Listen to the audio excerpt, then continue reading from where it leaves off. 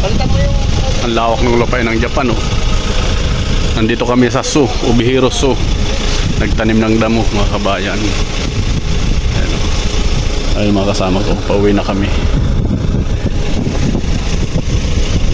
Dito kami dati nag-yakiniko nung bagong dating kami. Nag-welcome party, diyan kami nag-ihaw-ihaw. Yung building na yan. Yung iba namin kasama, ayun doon sa baba, yung kulay blong sasakyan. Ngayon naman lang ako nakapag-vlog, mga kabayan, gawa ng maraming trabaho, busy. Mainit na dito sa amin. Nandito kami sa tuktok ng bundok, gumagawa. Ayan, tapos lang namin nagtanim ng mga damo. Bukas mag-i-ispat ulit kami. Ayan, ang ganda dun sa baba, kitang-kita mo lahat ng bahay. Ang taas nito eh. Pauwi na rin kami, nagpapahinga lang. Ito yung sa likod namin, so yan, Ubihiro Su. Ang daming hayop niya sa loob. Ang daming gumagawa dyan. Uuwi na rin kami. Yung dyan, mga naghahanap ng vlog ko, pasensya na po kayo. Ngayon lang ako nakapag-video. Gawa ng maraming gawa lagi. Ilang araw din ako hindi nakapag-vlog. Siguro 4 araw na. Ayun na yung sasakyan ko, yung parating na kulay puti. Nagtapo ng lupa. Ayan o. Diyan ako sasakay. Kumakaway-kaway pa. Pauwi na rin yung amo namin nandun sa dulo.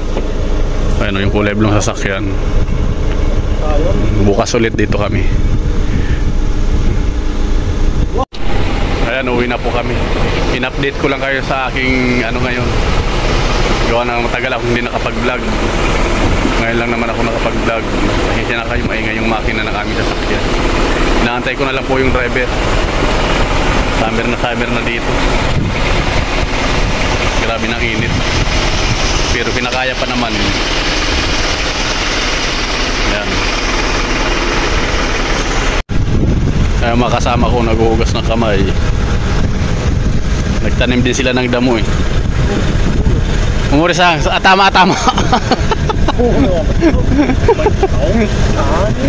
Ayun, ang dumi nila eh. Naghugas na rin kami ng kamay. 2 truck na damo ang tinanim namin ngayong araw. Pauwi na kami. Bibiyahin na po kami.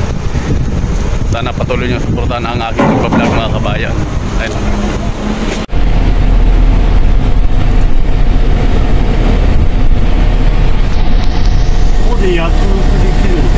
Right, 4D.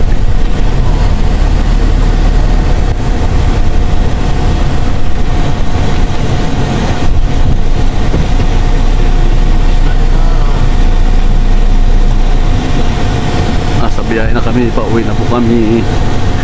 Lawak ng park dito. Yung kulay green na yan, pwede mag-ihaw-ihaw dyan eh.